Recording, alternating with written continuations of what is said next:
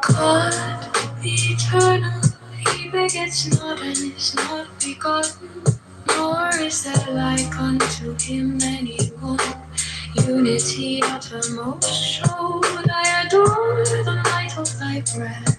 Supreme and terrible God, who makest the gods and death to before thee, I adore thee.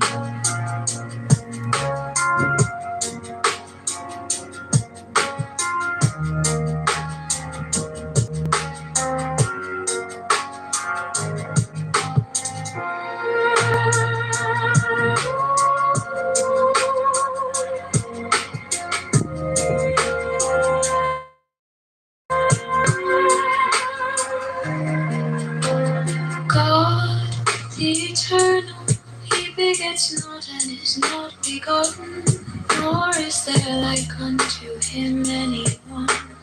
Unity uttermost showed, I adore the might of thy breath. Supreme and terrible God, who makest the gods and death to tremble before thee, I adore thee.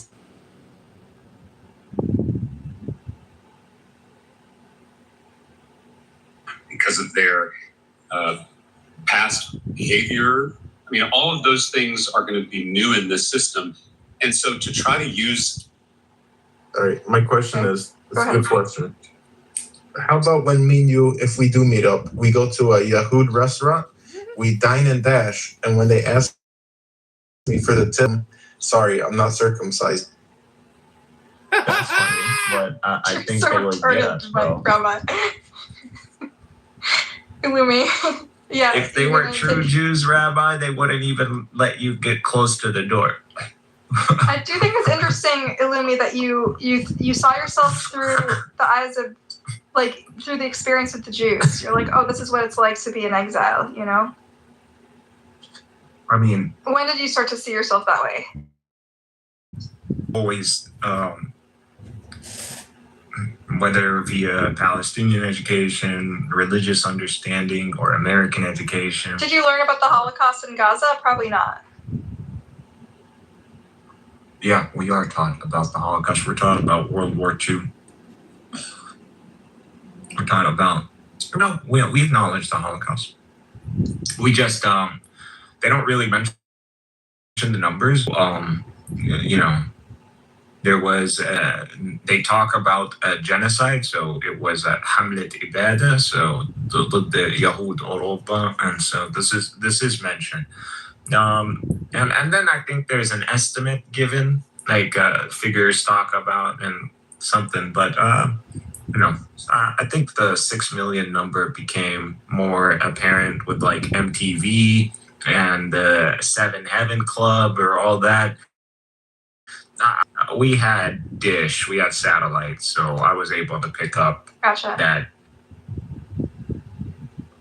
And that has been, so I grew up watching MTV, and I'm talking about that MTV, which still had like the Seven Heaven, whatever club, that old guy, Satan himself in the world, you know, the representative of Satan, whatever that guy is.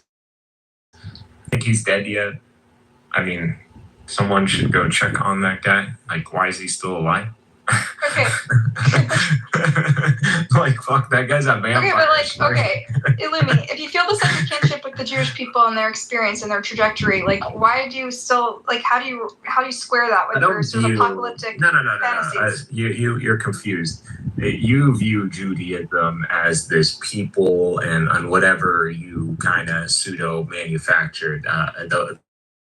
The way tradition of believers, where this people kind of have corrupted a tradition, and it's all about recovering. I don't want to get into that. I don't really care about the tradition or what Jews are, but you identified your journey in exile as I'm in exile. through this prism of the Jewish experience and their history, right? So how do you square that with your apocalyptic fantasies of rapture and destroying Israel? You want to hear my synthesis? Like, I've already synthesized. Yeah, go for it. So I view us as Israel. So you're not Israel. I'm Israel. So I am Israel. Israel is to struggle in the mission of God that is meant for the Holy Land, that is to usher all of humanity into this kingdom of God era, where the Sharia is prevalent, just like as the current global order is prevalent in that sense. So I believe that is to take place. And prior to that, there are going to be a few signs. One of them is this fifth exile. And I believe we are experiencing the fifth exile as people indigenous to this land, as a Southern Levantine. This is an exile. So I've been exiled. You know, who's been of my lineage all the way as this far in the world? I'm the first in that sense. Do you think the Jews were exiled by the Romans? There were, historically speaking, there were Jews all around the Mediterranean prior to even Pompey showing up in Judea. So, you know, this is refusal to accept the historical academic narrative, is to refuse to acknowledge as a Jew that there were Jewish communities, vibrant Jewish communities, all around the Mediterranean prior to even Pompey. It's also ignorance, a refusal to accept the historical academic narrative is Babylonians are the ones who brought Pompey, and that there was a Jewish civil war, a Hasmonean civil war. Prior to that, there was the Jewish civil war. So, you know, the Jews have been at war with one another, with their own bureaucracy, their governing system, and it's been switched multiple times. And so, and not only that, but they went, and they're the ones who called upon a genocidal maniac like Pompey and arbitrate over a civil war that has led to the death of, you know, tens of thousands of believers, technically speaking. So this is a disaster. You could see why God would punish any community of believers over this action. So this is how I see it. I don't see it as, and so Christ came. How do you square that with your friendship with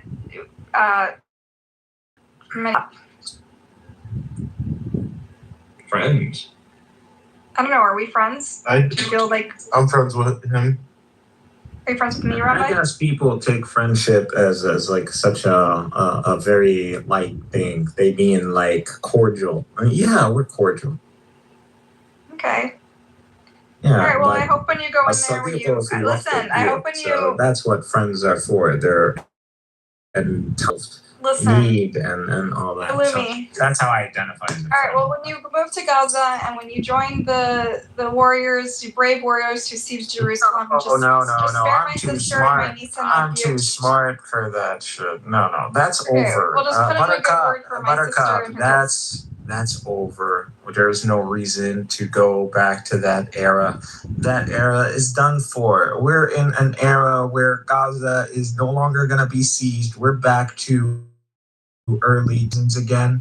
So it's going to be open, and who knows, eventually the Israelis are going to have to let Gazans access Israel proper for work. I mean, if they don't, who gives a shit? That's all you want at Illumi, is that they get to go we as Gaza, we are more than happy. Is that the glory you want to restore? That your dad your dad can work in Israel again?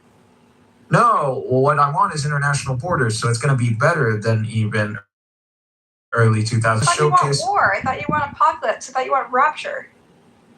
No, you're asking me where we are eschatologically and what I have understood from my religion. I'm looking at the literature Okay, so you of the separate people that of the from book. like the immediate future. Why do you continue to interrupt me when I'm trying to deliver the understanding? Like I don't know. Like it's just like if you hate a Buttercup, I'm sorry, but this cause, out of all the causes in the world, you will never separate the religious angle. And the sooner you acknowledge that, the sooner you can be part of the conversation. Okay. I will take your word for it. But It's the facts. I'm sorry, Buttercup. It's the facts. No one goes to that land and suffers all this nonsense and doesn't have a religious bone. Like, come on, this is just nonsense with a theme taking place to make it all make sense. listen, I'm not claiming there's no religion in its element. I'm not one of those people that says it's all political. Okay, so you understand that whether it's Jews, whether it's Muslims, and Christians, to their own desire, wish these events to be of meaning and ushering in the kingdom of God. It is not the end times. We're talking about of theocracy as a global order under a benevolent monarch. All right. Anyway, this has been really interesting conversation. Thanks for sharing, being so open with us. I really appreciate it. What, you gotta go? I kind of have to go to sleep soon. Could we still get the room going? What do you say? Could we still get Yeah, the you room want to going? stick around, Illumi, and hang out and tell people about your... No, I want you to hang out as Saturday. Why? Because I'm your Why don't friend, you right, wanna- Illumi? Well, I mean, you're one of the most sensible honest, voices you love on me. Clubhouse. I love What'd you say? you, Buttercup. Thank I love you. you. You're What the welcome. hell is this? What the hell See, is he this? does have a soul.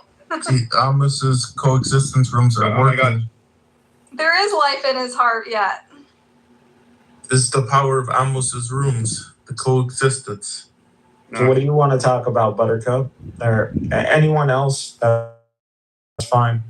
I said a lot. I mean, Jindib is a West Banker. He's also been around. Yeah, I was over there. listening to your experience being a student in Gaza, and you went over a few things. Of course, we have had a different, totally different experience in terms of schooling. It's similar in terms of the teachers, status in the community, the society. That's in days past. No, that's the case. And the curriculum, you actually caught up with the being taught the Egyptian curriculum. What does it do in terms of schooling? Of course, yours is a very particular and special case in terms of you being an American. But that's for Gaza. But there are many Palestinian Americans who end up growing in Palestine and the West Bank and Gaza. But the back to the curriculum, I recall the curriculum was the Jordanian curriculum at one point, but we also most of the curriculum was run by the Israeli civil administration, where history was never taught, the word Palestine was never mentioned. We were never taught any of the stuff about the whole Israel and so on and so forth. Interesting. That came later, because the entire curriculum was actually managed or run by the Israeli Department of Education. So the books actually had. Oh yeah, Illumi says he remembers that when there was Israeli books when he was really young. Right. Yeah. So. Jinjib, what did you make of Illumi? What I find really interesting about this period in Illumi's life is they came after Oslo with this. There was all this optimism and hope, right? And then slowly apart. You probably had the same experience watching things. Yeah, I mean, those years were those years. I mean, I don't know if we were extremely naive, but they were very hopeful years in terms of the, people actually believed there is a path forward at which there was some freedom of movement for people. Things started to get different, to look different, to feel different. started Dangerous.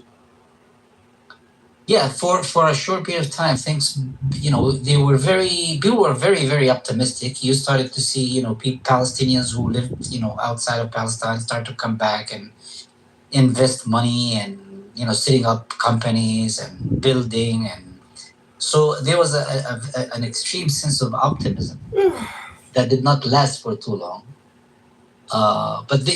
There was that feeling, the feeling of being hopeful. We use the Ben Gurion airport more often. It just had a different sense of things. But then, just a couple of years into the thing, we started to realize that this truce is not going to last. And then we started to deal with this new system of the so-called PA and the Palestinian government and who they brought in. And we started to take a peek at who those people functioned, and at least I knew where things are, in which direction things are heading. Then, of course, the Gaza split and the Hamas, dealing with the Hamas people and their rise to power, and the history that we are all familiar with, Dahlan and the coup of the Hamas people taking over Gaza, and things started to go kind of south from then on. Like 5 or 6 years. 2000 or so is when it started. It was clear that it is over.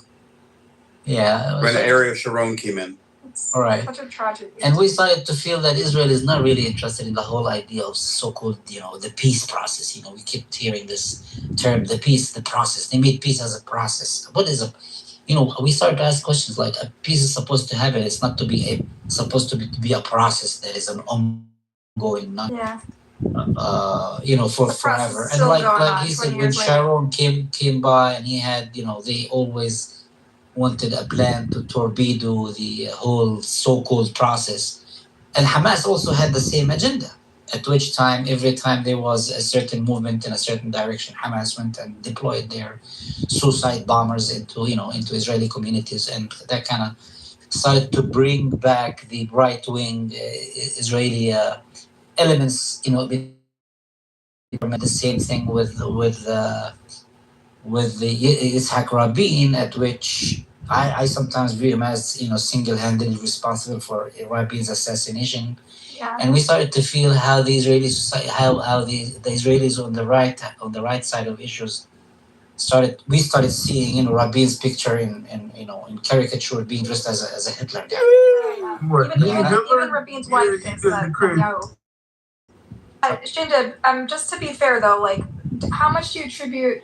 Do you see these spoilers on both sides fueling each other, or do you see them equally culpable, or one side more or less culpable? No. There were spoilers on both sides. Yeah, the Hamas people felt they were being squeezed out of the whole Islamist thing. They were being squeezed out of the whole so-called process. So they resorted. First of all, they actually ran for elections. They ran for elections and they put up their lists of candidates, and they won. And that was not very surprising. I personally didn't like it, but they won the elections, and of course the Americans, the Israelis thought, and of course the PLO people thought, we can't live with this shit. Mm-hmm. So they torpedoed that whole thing, and the elections were pretty okay. They were pretty fair and square, and I thought they would have enough wisdom, form a government for a few years, after which they will eventually unfold and leave, and they will be voted out. But that, of course, didn't happen. The Haniya of Hamas actually formed a government for a couple of months, and then the Americans also started to really interfere with Arafat and his. They didn't deal with the Hamas-led government at all. America and Israel boycotted. I know. They eventually ended up, arresting most of the members of the legislative council, and they dissolved the council and so on. But also, they also started to prop up this character Abbas that we have now, and they kept imposing him on Arafat, and that's history. Yeah, and on the other side, shit was happening too, right? They killed Rabin, and there was all this incitement against Rabin, and the far right was right. So this was happening simultaneously, where like there was people who were refused to allow, who were spoiling on both sides, and each time something would happen, it would fuel the other extremist movement. Well, sometimes I felt like maybe those Islamists knew something that we don't know in terms of Israel's intentions, in long term. So they were right about the Israel's intention in terms of were they actually the process of granting Palestinians like a real state, real independence, real freedom. Do you think Rabin was sincere? I don't think so. Maybe he was on a personal level, but I don't think that. I remember Shamir used to say, we will negotiate, but we will negotiate for the next 30 years, 40 years. Who cares? We'll just negotiate. They'll just kick the can, and that's what they've been doing ever since. Yeah. Maybe Rabin was somewhat sincere because he ended up they fucking murdered him, Yeah, he ended up understanding that the long-term survival of the state, he had a different approach, and I guess also he had massive political support from Americans and even the Jordanians and people on in the region. He probably did understand that eventually they would have things have to change somehow, but then they ended up putting up that terrorist and he killed him. But this current prime minister Netanyahu was out in the open saying, I'm going to torpedo the state-to-state solution. I'm going to do this. I'm going to do this. And he actually did. And weren't there like during Oslo there was cooperation. Palestinians and Jews were talking to each other. Even among the Israeli public, there was even before Oslo. Peace. Yes, there was, as I said, there were signs of like hopeful signs for down the line. Even just the rank and file, the population seemed to want to cooperate with each other. And Palestinians wanted to engage in business dealings, in making building stuff, and that kind of created an environment, an economic environment amongst the Palestinians, with the Israelis, because the Israelis have the technology, and even Israeli companies started setting up shops in the West Bank to cultivate, the cheap pool of labor and so on in the West Bank. And there was those investments, and people were pretty much hopeful, thinking that things will eventually work out. But apparently the Israelis have a whole different idea or understanding what the so-called is. And then we started also looking into the details of this whole process itself. Reading the Oslo Accords in terms of the Israelis recognizing. I read it and it's like they just recognize the PLO as the representative of the Palestinians. They never recognized the Palestinian state. They never in the process of recognizing a Palestinian state. They were discussing major issues like resources, water, energy, that kind of stuff. Everything seemed to be like so mysterious. It's not there. It just doesn't exist. So they were, though, before Oslo, and I think this is one of the drivers for Oslo, was that Palestinians were on the ground building relationships with Israeli citizens on the ground. There was a big, huge Israeli left movement, the peace. But I'm not even talking about peace or anything like this. I'm saying like in business and just relationships. But the idea of business is because both economies or the economy.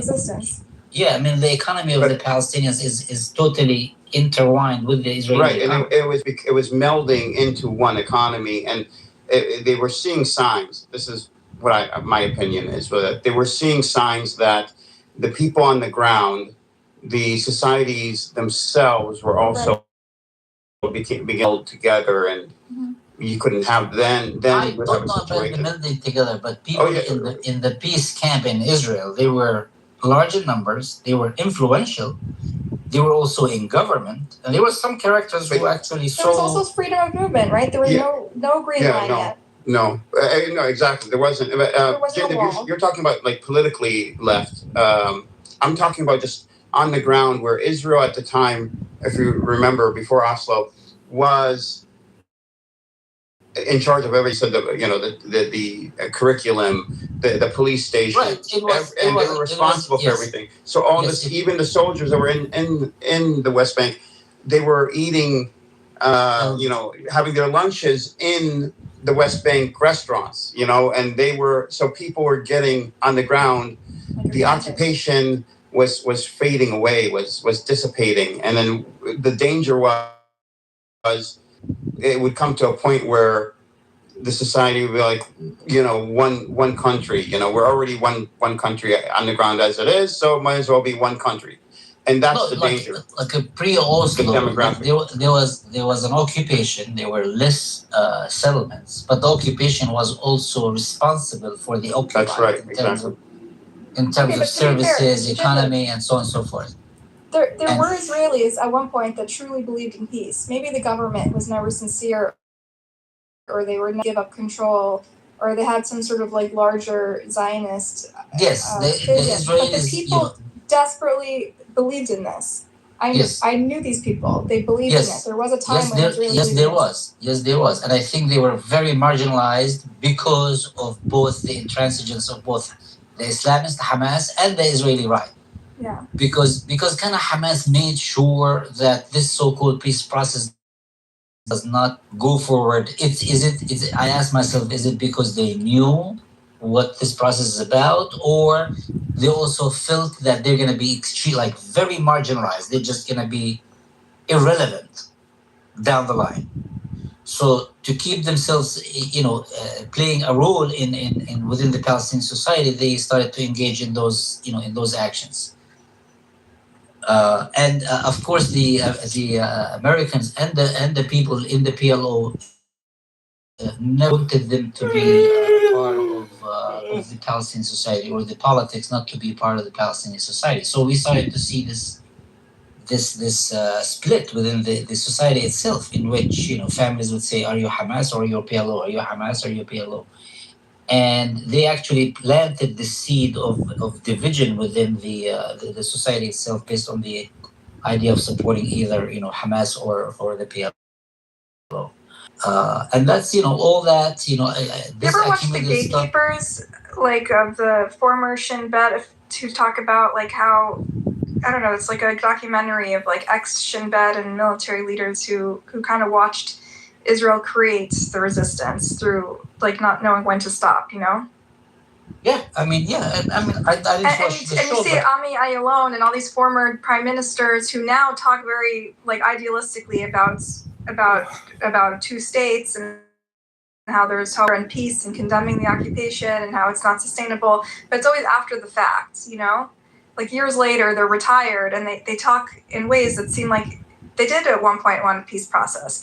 When they're ruling, when they're governing, they say we have to be pragmatic, we have to keep people safe. And then after the fact, they become like the most virulent, loudest voices against the occupation, against the genocide, against the brutality in Gaza, right? Right, but because politicians, they want to stay in the seat of power, and they play to their domestic people, I guess. But maybe they didn't have breathing room also, because every time they tried, then something would happen and from the Palestinian side, and then how could they explain to the people how they're giving back land or being lax, and being weak? It's like a tough, when you're a politician, you're put in this position where you have to juggle what the mandate is from the people with like your higher ideals, it's impossible, what I mean? Yeah. And back to Ilomi, I guess, back to the Gaza Strip. The Gaza, that's where the PLO started, sitting root, and that's where Arafat came in, right? And I remember how much money was pouring into the Gaza Strip. I've had friends who invested millions of dollars buying property in Gaza, trying to develop and build build hotels and build projects and so on. So that all of a sudden, came to a halt, and they lost their investments and they lost their money. And then we started watching the corruption of those characters who came in through after the Oslo Accords. They came from Tunisia, and they came from Lebanon and from other parts of the Middle East. And they felt like some people who were from like some other planet. They were corrupt, they were hungry, they were just not up to par with the way we lived as Palestinians, because we brutal occupation we were not looking for to get rich or be corrupt. We just kept our head down. We just farmed the land, kept the land, and things were just stale, or they stayed the same for years or end. And all of a sudden, those characters will come in, and the PLO started to set up their security apparatus. And I actually remember talking to a kid who was just the security apparatus of the PLO, and I was talking about Arafat. And I remember him saying, like, you have to say, his honor, or whatever, the president of Palestine. I said, like, who the fuck are you? Like, why am I talking about Arafat? Is just another character to me.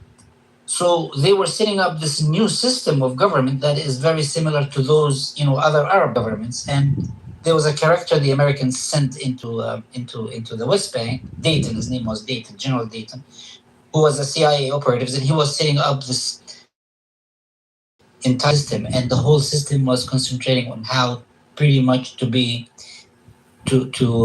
were training people how to fight terrorism, how to do this stuff. But if eventually it became clear he's setting up just like another a little dictatorial police state within the Palestinian population, at which you cannot criticize the upper echelon of power. You can't say anything about the. I literally was talking to the kid, and the kid like, "Why are you talking about Arafat like this? You have to say his honor, or whatever it is. I don't know the word. Wow. Rais." Really? Yeah, and he's like a young kid. I was like, "Go fuck yourself." Who the fuck is Arafat? He's just another Palestinian, because we don't have this shit amongst ourselves as Palestinians. We did not experience living under a dictatorial Arab regime. Like, I know how it feels to go live in another Arab country at which you cannot discuss the king or the emir or or whatever, the queen. You can't talk about them, because if you do, I know you're gonna end up being hauled to jail. We didn't have those feelings, so all of a sudden we started to feel, oh, this is a new government, a new dictatorial Arab government that is being brought in, and they are training them in all those dictatorial methods. They like elevated him above the people. Say it again. He was like elevated above the people, like you. Right. Well, not him particularly, but we started to feel that they're bringing in is just a very typical Arab government system. Just like another dictatorial system that they are implementing, and they were training. They were spending the money. They were also putting up roads and doing infrastructure. New roads start to come up, all with this USAID money. And things started, the geography of the place, or the topography of the place, started to look different. People started to be, able to go to their lands, and new roads were being, laid down. But by the same token, we started to also feel how corrupt those motherfuckers are. Those bastards are. And I used to sit down with people, and I see like they're engaged in some massive, immoral shit when it comes to money, and the way they saw, an opportunity for themselves to enrich themselves and, pad their pockets, doing some crazy stuff. Like I used to, I would sit with the district attorney of a town, and at night he would be operating like a nightclub. That's the kind of shit that we had. And I'm like, who the fuck are you? Like, how did you get to be, an influential person? You're a young guy. Oh, because my family knew so and so, or my family is related to so and so. So I was appointed to this position based on my father's connection with Arafat, or with my compiler's connection with somebody else. And this is the guy who was supposed to be, carrying out the laws of the land. And at night he would go to a nightclub that had nefarious shit. So our society started to get an infusion of something that is different, that we're not used to. Hence, sometimes the Islamists would look at this and say, what the fuck is this? Like, why do we have this corruption? Why do we have this stuff? Although the Palestinian society is a somewhat conservative society, but it's a liberal society in many ways. We subscribe to, religious ideologues in general. But that's another story. That's another topic, probably. Yeah, it's funny whenever the Zionists portray Palestinian society as some Sharia, like, fanatical Islamist society. It's like, so, like, even my friends who grew up Muslim in the West Bank don't have that sort of radicalism that they just, like, I don't even know what they're talking about. I think it's just, is it lack because there's a green line and they've never interacted with each other. Like, I don't understand. I mean, don't get me wrong. There are very limited elements of society who are zealots, who I probably who I cannot discuss anything with, or who would describe me as like this atheist guy who's going to hell someday, or this commie person, or they're not like doing lashes as part of the government infrastructure, right? Like, no. They were like, they would be very limited enough, pretty much made fun of or ridiculed, or they're not exactly. I mean, those very radical elements within, and then they exist in any society in general. You would make fun of them or you would laugh at them, but they were not to a degree where like they are violent or they wanted to impose their ultimate whatever laws or whatever zealous laws on your life. It never worked for them. Even in Gaza, do they force everyone to wear a hijab? Not really. No, the Palestinians, again, is not, first of all, it's not a society that, that can be easily intimidated into submission. Yeah, it's very hard for any force to intimidate Palestinians into ultimate submission. It just doesn't work with us. Because because of the proximity of us to the Israelis. The Israelis do have an open society, right?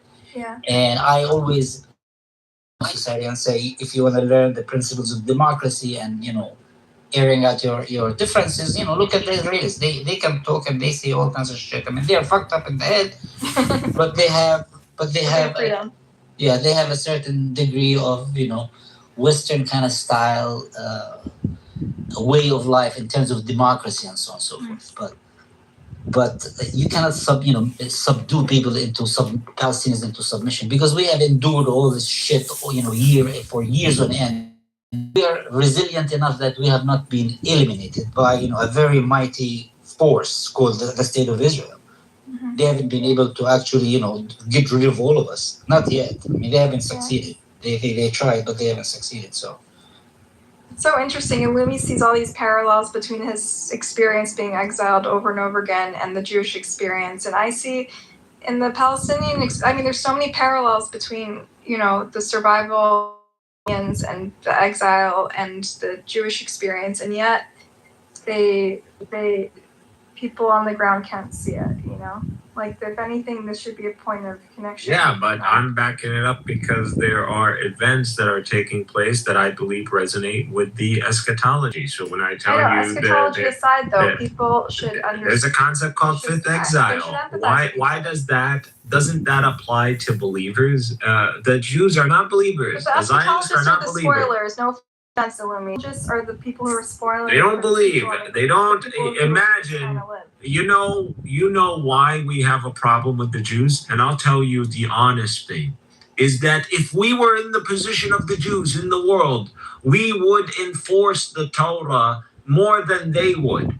That's the problem. The problem is the Jew is in a position to bring the Torah and the Sharia to the world, and literally, not only that, spreads hedonism, spreads abomination. That's what he spreads. And this is where hypocrisy, a hypocrite is worse than a disbeliever. You can say the Christian is a disbeliever, an idolater in the God of Abraham, but you're a hypocrite. And this is what Jesus came and told you. You're a fucking hypocrite. And this is why y'all tried to kill him. That's why. Y'all don't like hearing it, but and the Jew, they're worse than a disbeliever is a hypocrite. And just like the Muslims, they know it. Can I ask this thing? How much more prophecies will it take a Jewish secular person to say, hey, something's going on. Maybe I should stop being atheist?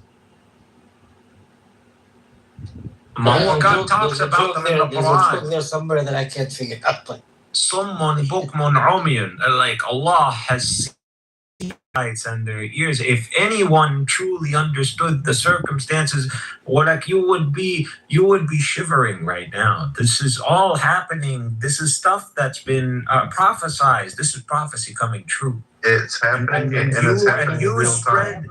God of Abraham is so close to us, and you're spreading this in His sight. Are you insane? This is how we look at them. They're insane people.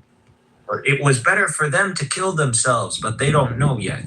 Like, how could they be atheists? Like, no offense, but you have prophecies happening the day before, literally right now, and then next week there's going to be another prophecy being fulfilled, and people still carry on being atheists.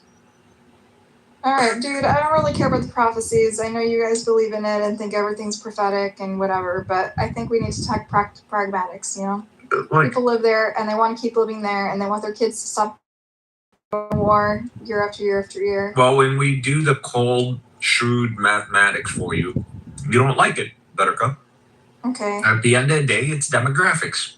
Yeah, but I'm a heathen. I'm a heretic. I don't believe in this shit. So No. Demographics has nothing to do with the religious angle. Welcome to my Demographics club, at the end of the Buttercup. day.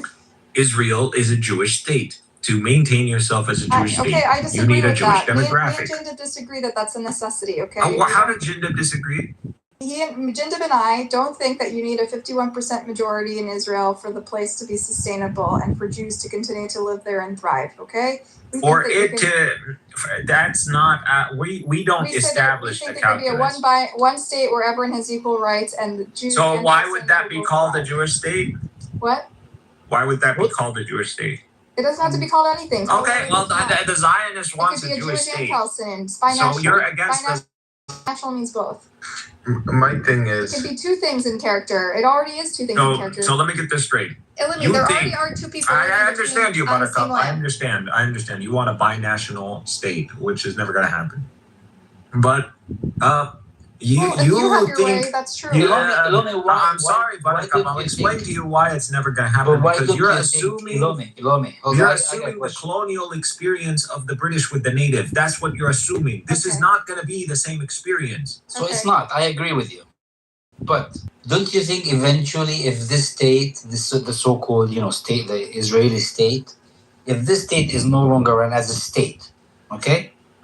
Don't you think the people of the region can... What does that mean if this state is no longer run as a state? It means like this so-called Israeli Jewish state doesn't exist anymore, okay? And there are people living on the land, right? So you're talking about the collapse of the state of Israel. Yes. That's what we want to...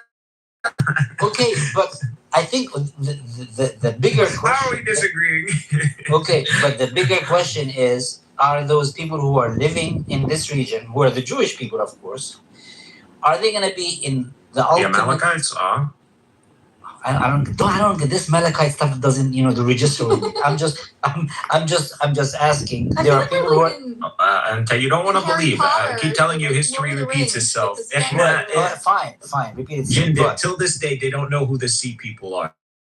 Well, from today, they're gonna be wondering who the hell were the Zionists. History repeats itself.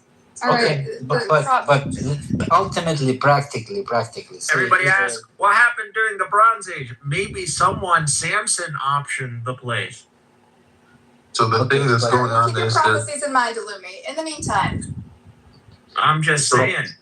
But ultimately, if the how do you know? State itself, if the pillars of the state itself is no longer around. Look at the pyramid. The idea of Zionism is gone. There are people who are living on the ground, who are present in the region, right? You don't think eventually they can be easily absorbed within the region as just like anybody else? You're talking about Arabization. I've been telling you it's not about, it doesn't have to be Arabization. You can be, I don't care. Religion can be X or Y. You don't have to, you don't have to say, oh, we want to Arabize. It can be inevitable over time. They're over, already let's say, a century. Arabized. They already eat your food. Okay, you're just proving my point. They fear that. They hate that. Don't you see? They want to remove the Arabic from the streets. No, they don't hate it. That. They love fucking falafel shawarma. They love the food, but they don't want to call it Arabic food, or they don't want to call it Palestinian food. They don't want to call it za'atar. They want to call it spice. That's hard, promise. Okay. Can I ask a good question? Focus on the point. This is I don't see what Jindav is saying that we're going to disagree over. He's talking about an inevitable reality where the Jewish state collapses under its own demographics. which would lead to a binational state. That's what you're talking about. Now, over time, I'm not saying we're going to throw all these Yahud in the sea. There are a lot of religious Jews who have not participated in the actions of the IDF. So these are not going to be treated. These people are not going to be treated as the same people who feed into the IDF's manpower or auxiliary, whatever you want to call it. I mean, whatever you implement, whatever laws you implement. The religious Jews, we try them with religious law. The religious Jews will be tried under the Torah. The secular Jews who fed into the IDF will be tried. So chaos. Every society without God collapses eventually. No, we're not better than Muhammad. We're gonna try you. The trial will be like the trial of Muhammad. I don't know about Jinda, but I was imagining a much more. So you should hope, you should beg for international law, because the collapse of this current global order and international law will bring forth something that will not be favorable to you. If God doesn't. And you think that's Muhammad after the collapse of this current Allah, we're gonna sebi. They're all gonna get sebied anyways. Who will unite these societies if it's not God? Let's be honest. We're gonna pharaoh them. We're gonna pharaoh you. So just letting you know. Well, I guess I'll go with the crew with the rest of them, huh? With who? Inta, you're with us, man. Inta, you're one of the Hyksos. Yeah. You're saying Stop right coping. now. You are talking about Sebi, you are talking about all this nonsense. The Umma Sabuna, do you not see what they've done to us? They have who said the Yahud. Jindib, do we not pay taxes to the state of Israel? We certainly do. Okay, so someone is profiting off me without giving me my inalienable rights. So this person is literally enslaving me. Look, I'm not saying there won't be ramifications. Jindib agree with the description that we as Palestinian population in the territories are enslaved. We are pretty much enslaved. But what I'm saying Yes, is, we're enslaved. They jump us. They jump us with M16s now every day in the West Bank where Jindib is at, and they literally are unaliving every single day almost. Okay, but I am not saying. Can you hold on a second? I'm not saying. And not only that, they're beating the American passport holders. Okay, I want to hear from Dean. Dean hasn't spoken yet. Yeah. Okay, let's hope they will not cut me. Thank you, Buttercup. And so I heard like for an hour and a half. I've been hearing everything. So it's clear to me what Lumi believes in. He's a typical ISIS supporter. The mentality, maybe not this organization, but the idea, the caliphate, the Islamic rule, everything. He even used the word Sabi. It's pretty clear.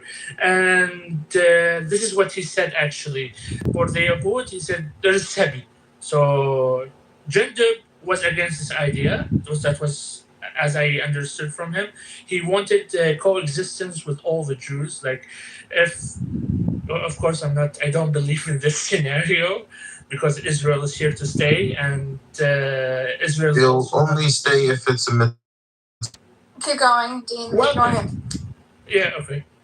Yeah, it's funny how they say Israel is only supposed to stay when it admits to God, but at the same time they cry me baby that Israel is trying to build the third temple, which is the fulfillment of the basically a religious Jewish state. No, you're forcing God's hand when you're doing that. Okay, Rabbi, stop. Just let Dean speak, please. Rabbi trolls a lot. No, it's not trolling this time.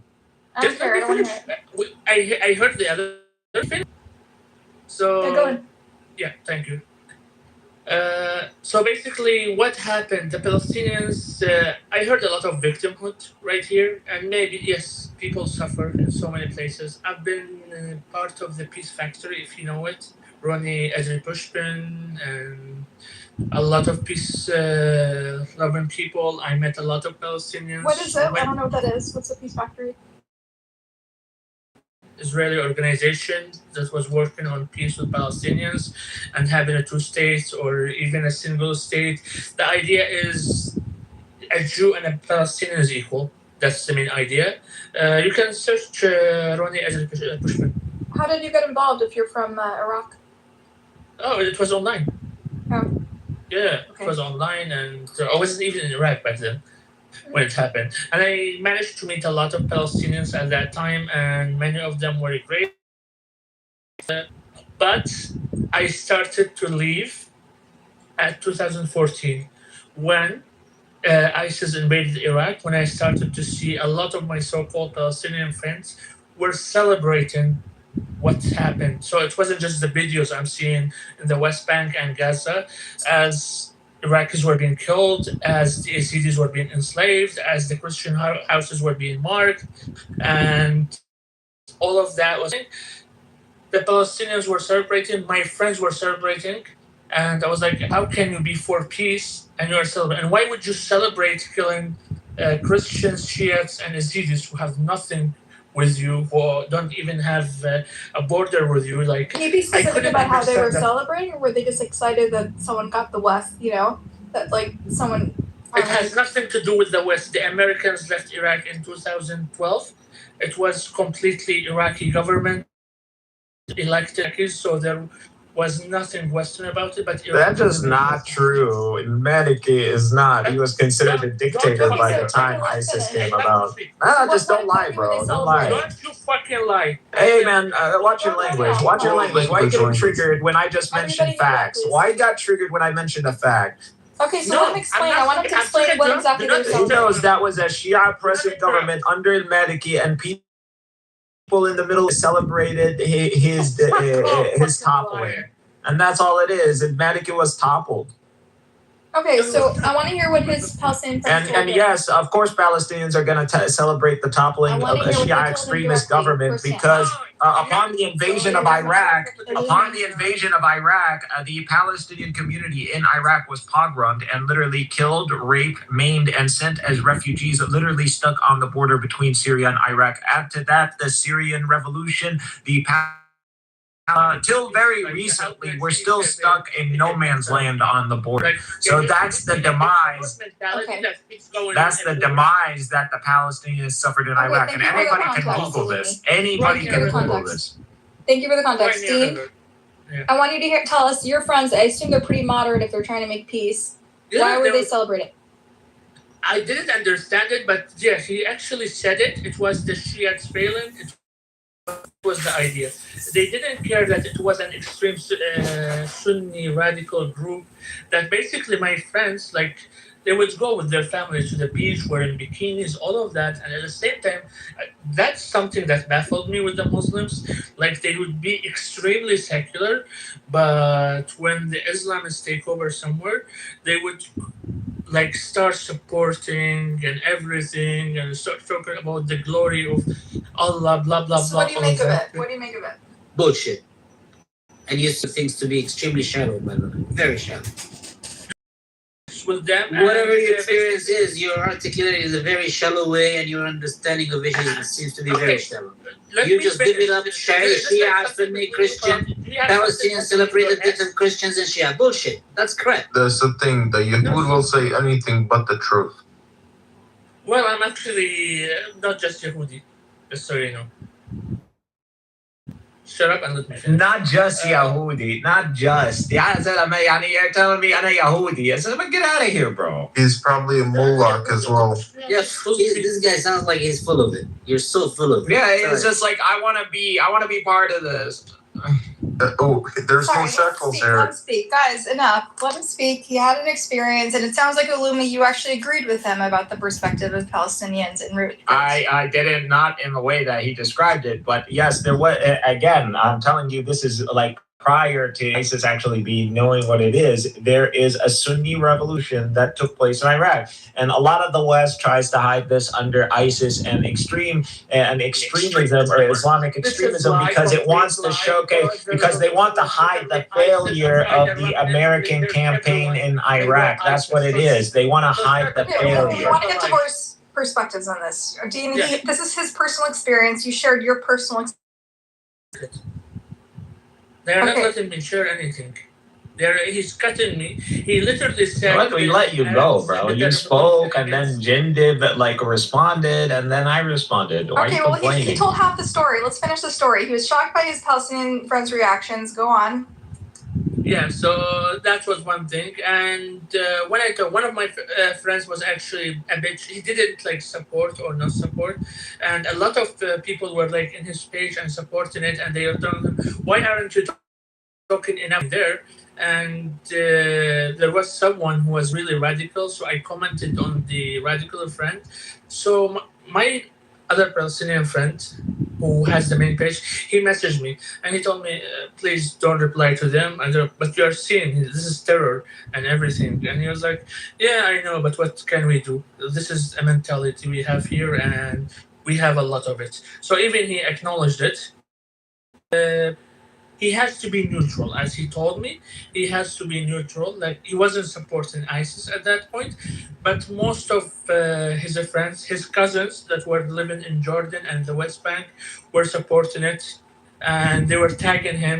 And he was basically silent in the celebrations and everything. He wouldn't like support it or anything. But I witnessed this basically after that was part of the Peace Factory, because without the Peace Factory I wouldn't have this because I had limited exposure as a kid with Palestinians, and basically they were diaspora and not really involved in politics. They were in the Gulf, so the Gulf region, they don't really go deep into politics.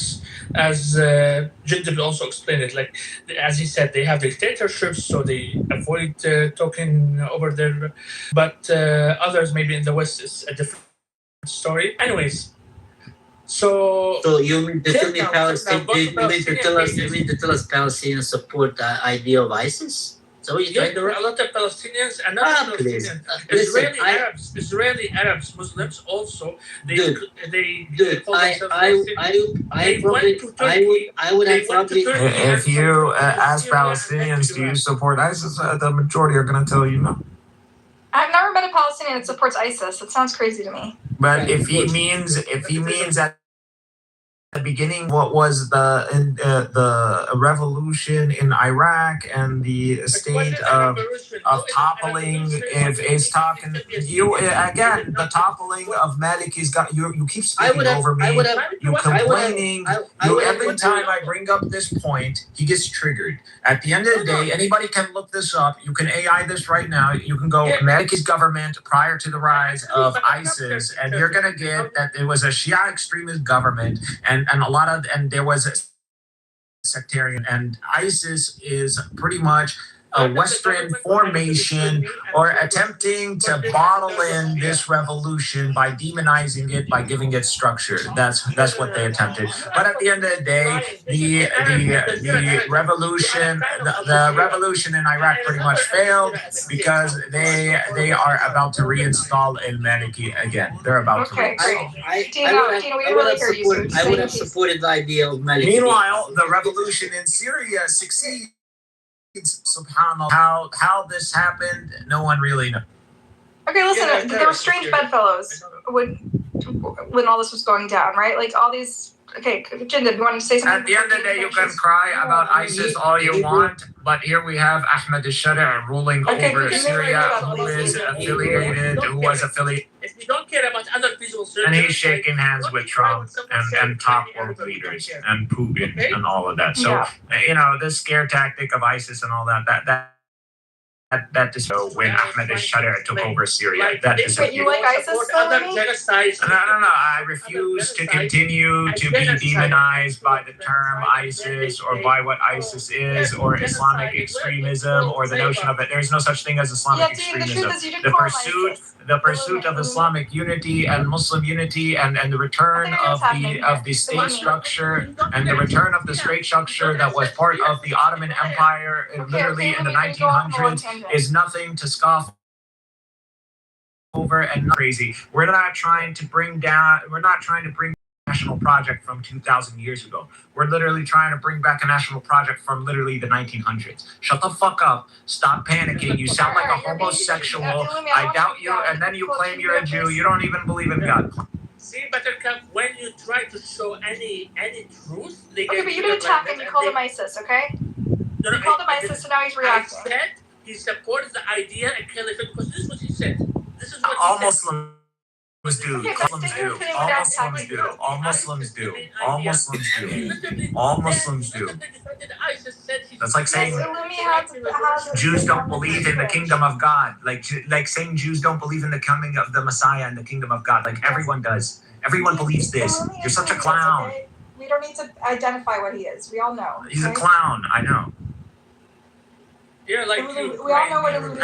And I'm a Jew. I'm part Leave him Jew. alone, What okay? you're a dirty Iraqi. You're a dirty brown Illumi, I from the really don't desert. want to put, all right, Fucking this is sand racism, comes so out of I your have to ass. take you down. Sorry. You can come back up when you learn to behave and not insult people's race and identities. Go ahead, Dean. Gosh, this is like exhausting. I don't know how you can handle. But literally, don't attack him. We all know what his views are. They're very extreme. He believes in eschatology and fucking end times prophecies. Who cares? Move on. Next. Yeah. Sorry, I kind of forget what I was like. You were telling about your Palestinian friends who you were surprised by their political shift.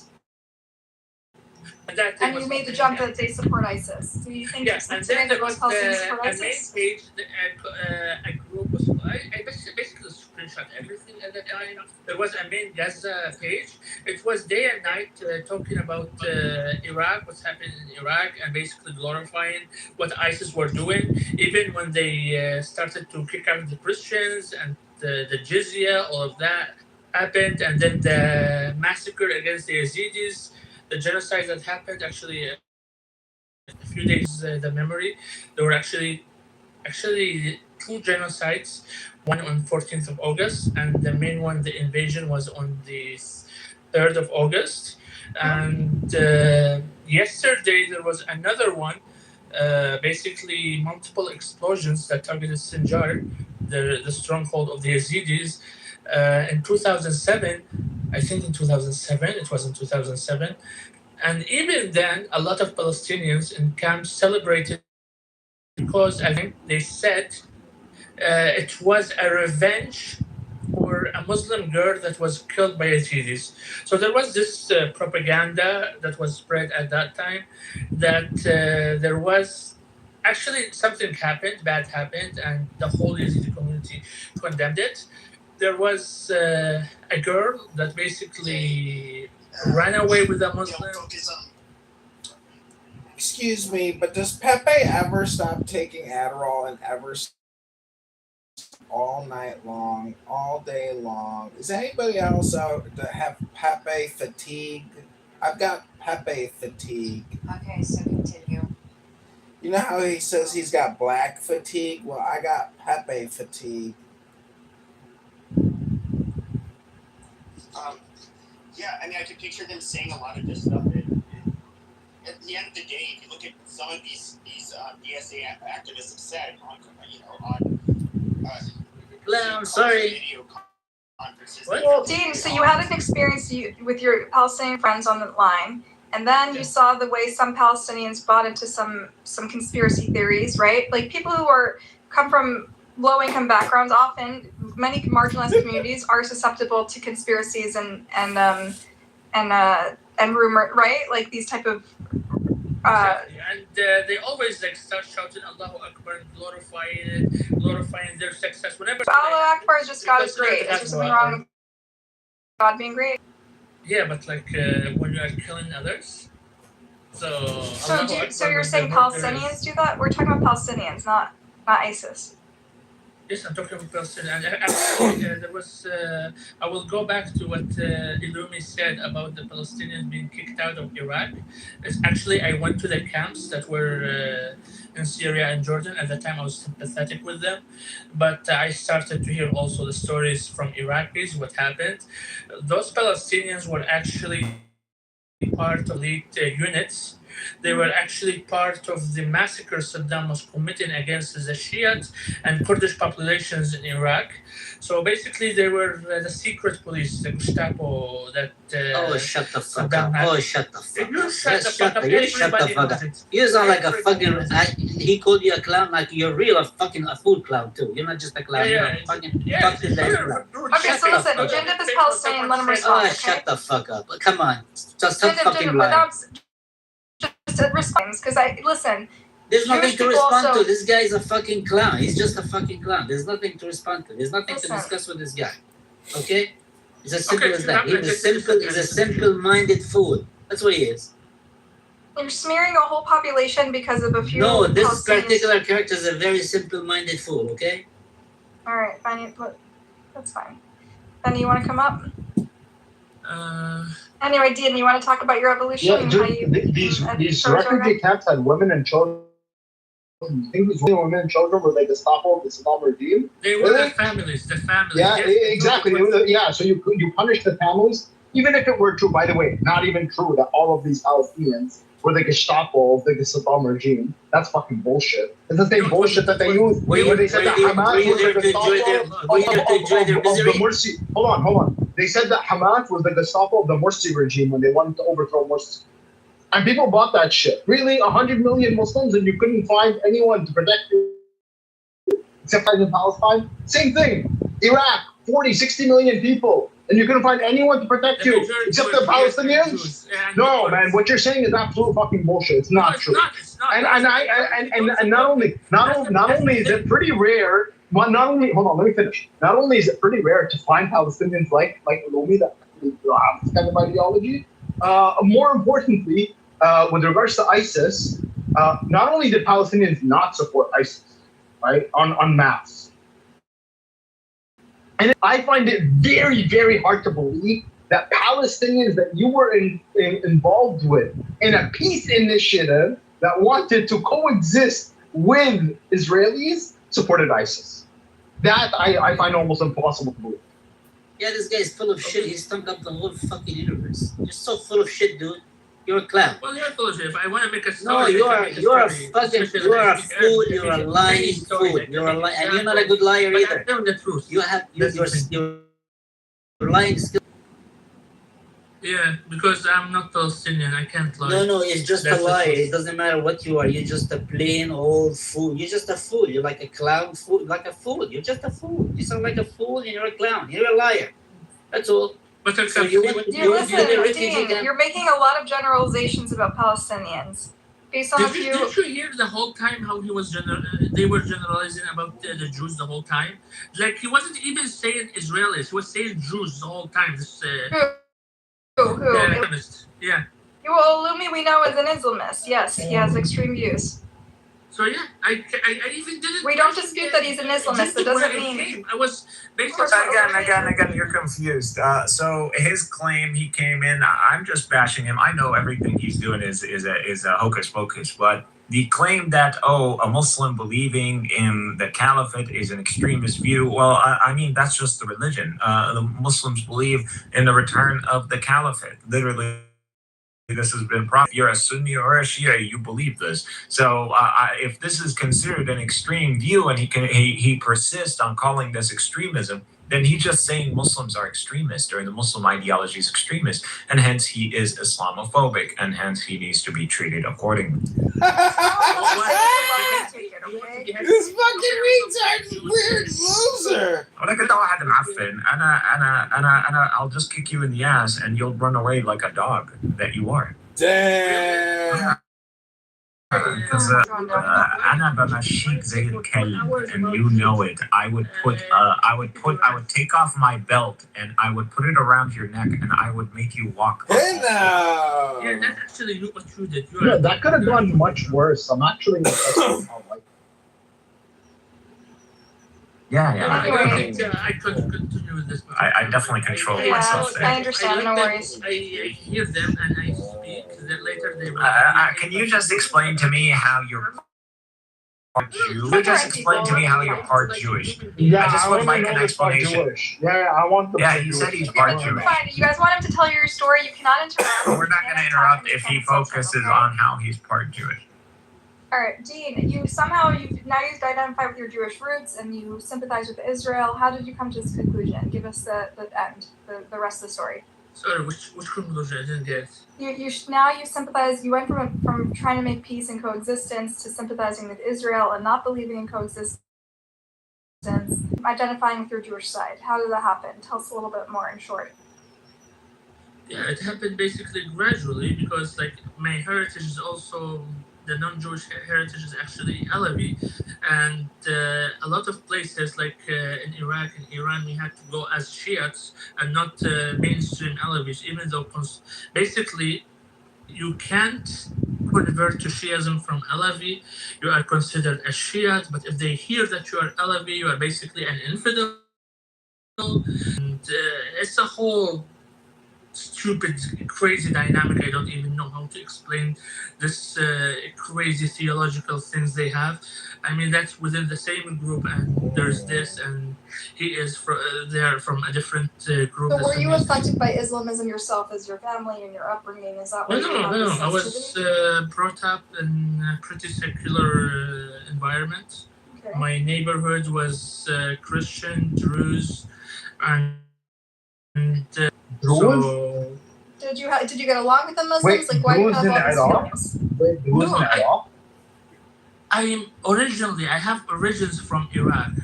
My fathers have Iraq. Where did you grow up? I was born in Iran and I grew up in Lebanon. Okay? So Okay, so what's your experience with Persian Islamic? Lebanese? Yeah, he's a Persian Lebanese. yeah. ده بتحكي عربي؟ لا هذا من ما عند فيها حد. استاذ بحكي عربي Guys, go ahead. هيدا من جيش لحد. هيدا من جيش لحد. Yeah, you get it? Actually, Yeah. he has to be. He has to be. He has to You be. see what I'm He saying, nailed it. guys? But I'm otherwise, definitely wow. sure هذا جيش لحد. I had a feeling. I just didn't want to bring it up because I No, just wanted to he's say I probably, was wrong he's or not something. actually, guys, he's not actually, he's too young.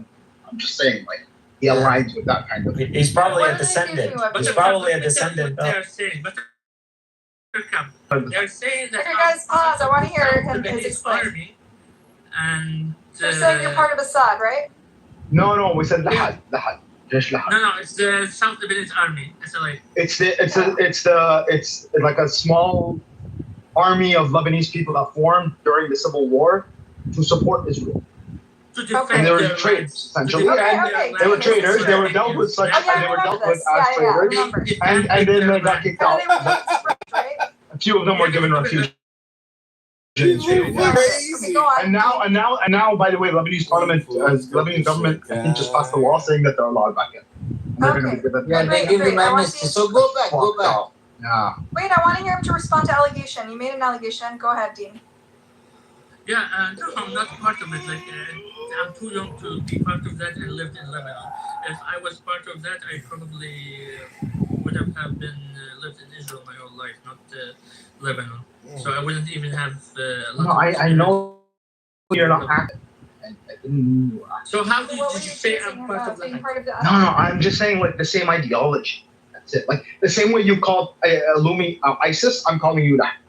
It's the same. Okay, Yeah. it's actually Yeah. a badge of pride.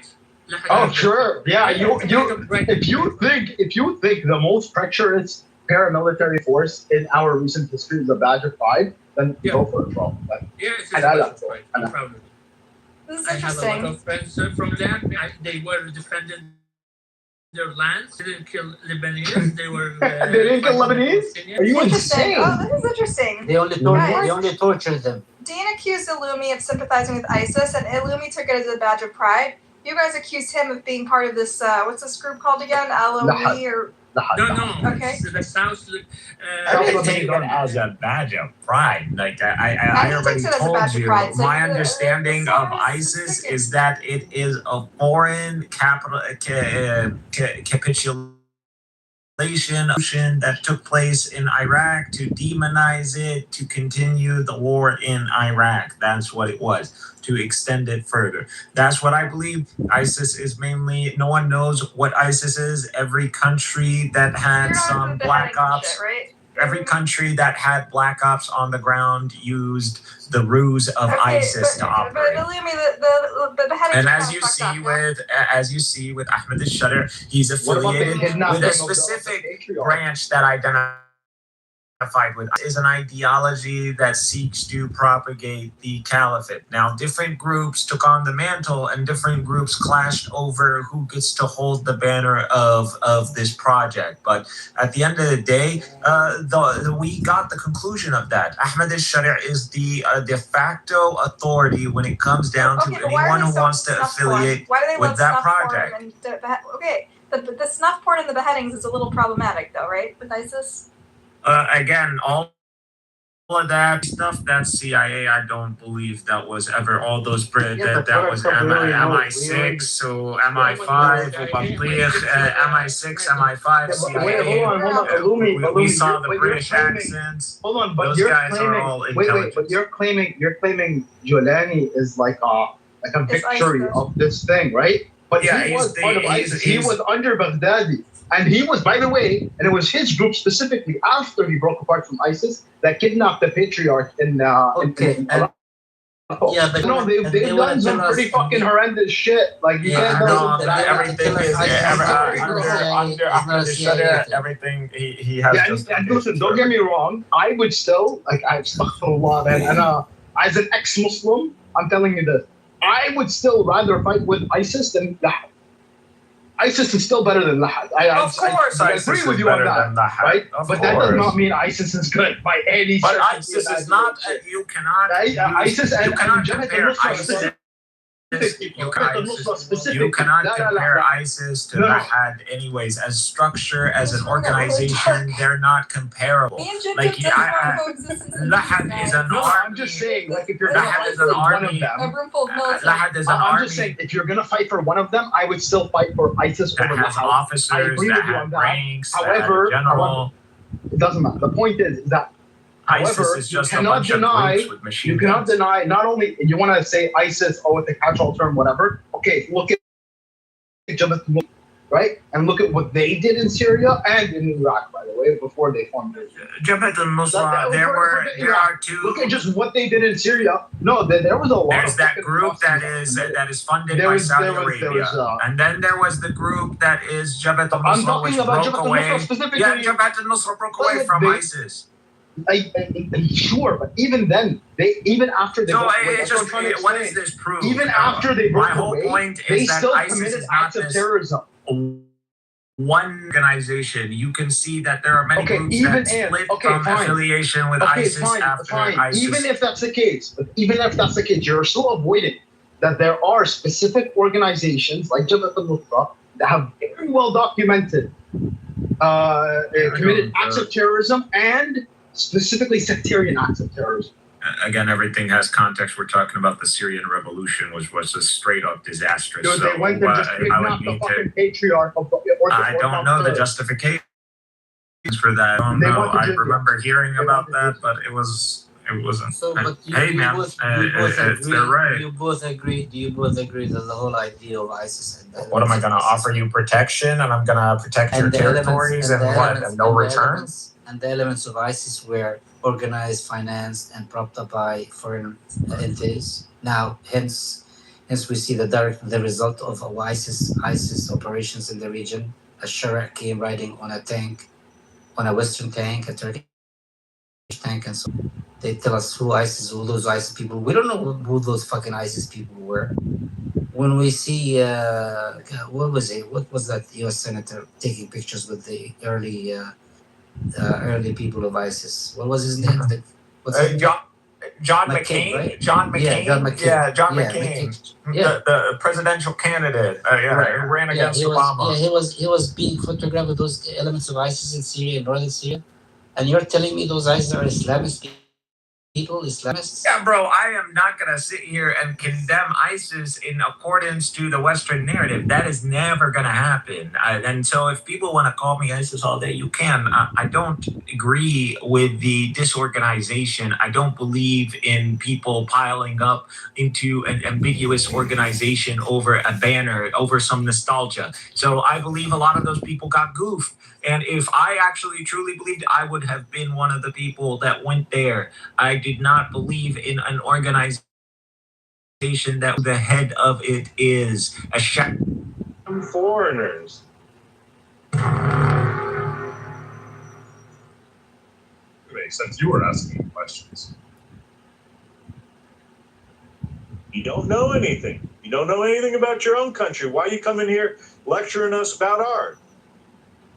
If you're unwilling to like understand the concept I'm trying to, this is a pretty basic concept about Canada. Like it's something you learn pretty quickly about Canada when you learn about. I find it like I don't know why you want to push back on it. We're not really ruled by. We've had rights and freedoms for 150 years. Clearly, that was either a lie or you didn't know. You've only had rights and freedom.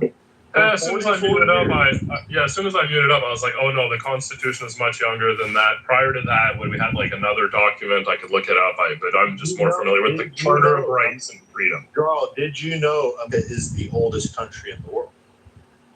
You think America is the oldest in the world? Yes. Yes, we have had the longest standing government that has not changed over. I mean, look at your shitty ass country's only existed for 44 years. But your current system, your current setup, our setup, we're 250 years old, bro. When you look at these other countries across the world, I mean, think about this. Russia, what is known of Russia, only came about in the 1990s. The oldest constitutional republic standing in America or in the world. We were the oldest. Okay. Longest running, and all these other countries followed suit after we did. That's record of governance of one regime, I think, that you say. Not the record of standing of the country. I mean, just like, and like I don't even like. It's not even a pushback. It's just okay. You verbatim. You said, I want to get it right. That the USA is the oldest country in the world. You said the oldest country, and then after I called you out on it, then you changed your terminology and you said the oldest continuously operating national constitution, which are two different things. Now, and that's fine. I get it. Like, I actually get what you did there.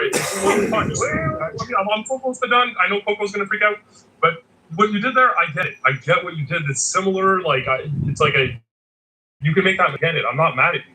But I feel like if I were to have done that, I'd hear about it from you for the next 20 minutes about how I don't know what I'm talking about because I said the oldest country in the world. That's what you do. You do that all the time, Joe. I'm not that petty, bro. You're just being petty now. Literally, everyone knew what I'm saying. Yes, we're very familiar. You're doing it to me about the constitutional monarchy. We're very familiar that humans have existed for thousands of years in the Middle East, and not as many humans haven't existed in the West. We're free. However, I'm explaining to you, in the current standing, in the world we live in right now, America is the longest tenured country in the world. Find one older. They haven't changed their government and changed the structure of their society, largely based on how successful America's been. Such a weird claim. Like, okay.